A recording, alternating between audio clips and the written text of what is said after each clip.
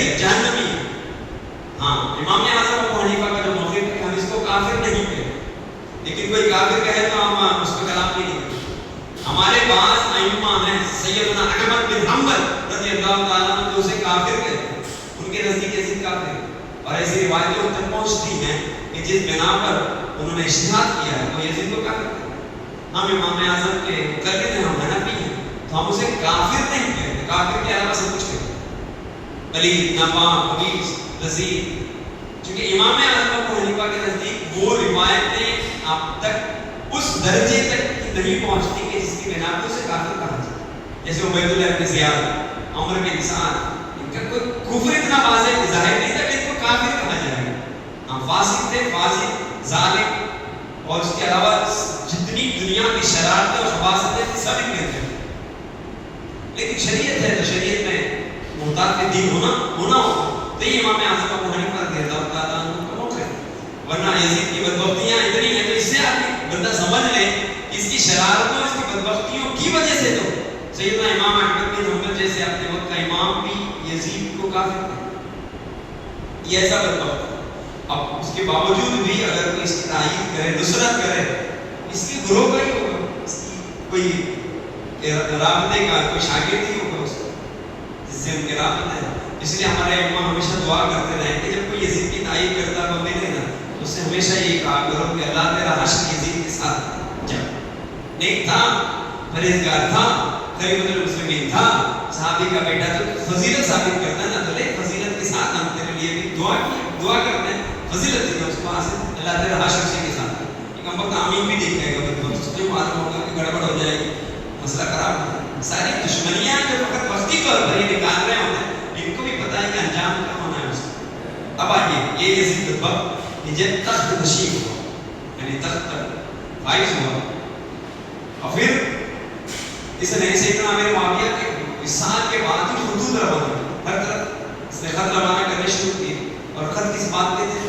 یہ اب میں امیر المومنین ہوں، میں خلیفۃ المسلمین ہوں، میری خلافت کو تسلیم کیا۔ اس نے خط بھیجنے شروع، اور اس کو یہ پتا تھا کہ اس وقت میں اگر خلیفۃ المسلمین بنا رہنا چاہتا ہوں تو میری راہ میں جو بڑی بڑی رکاوٹیں انہیں دور کرنا ہوں۔ وہ بڑی رکاوٹیں کیا تھیں؟ ان بڑی اور اہم ترین رکاوٹوں میں سے ایک رکاوٹ یہ تھی کہ امام حسین رضی اللہ تعالیٰ عنہ جب تک حیات ہیں اگر یہ میری خلافت کو تسلیم نہیں کرتے اور یہ میرا رد کرتے ہیں، مجھے خلیفۃ المسلمین تسلیم نہیں کرتے، تو بہت بڑی بغاوت اور امت کا ایک بڑا حصہ جو ہے وہ میری خلافت کو تسلیم نہیں کرے، اسے بتا دیں۔ اب اس یزید بدبخت نے کیا کیا کہ امام پاک کہاں تھے؟ مدینہ المنورہ، اور مدینہ المنورہ کے ان دنوں گورنر تھے ولید بن عقبہ۔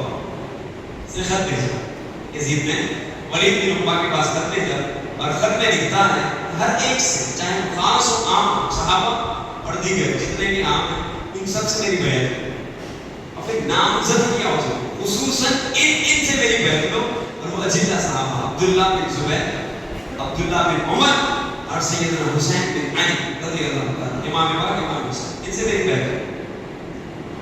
کسی صورت سے بیعت لو، ان کو کوئی مہلت نہیں دینی ہے، یہ بھی خط میں لکھا، کوئی مہلت نہ دو۔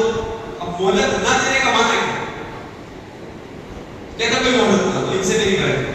اب یہ ہوا کہ مدینہ منورہ میں اگر لوگوں کو پتہ نہیں تھا کہ سیدنا امیر معاویہ کا انتقال کی خبر عام نہیں تھی، جیسے ہی یزید کا یہ حکم نامہ آیا، یہ لیٹر آیا، ولید بن عقبہ جو تھا وہ گھبرا گیا۔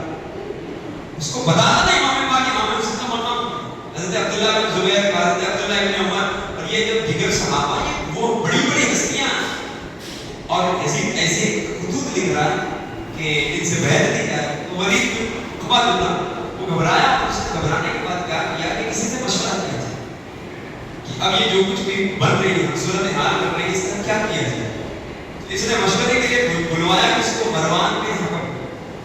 اب دیکھیں ان واقعات میں جن شہیدوں کا بہت بڑا ہاتھ ہے وہ کون تھا؟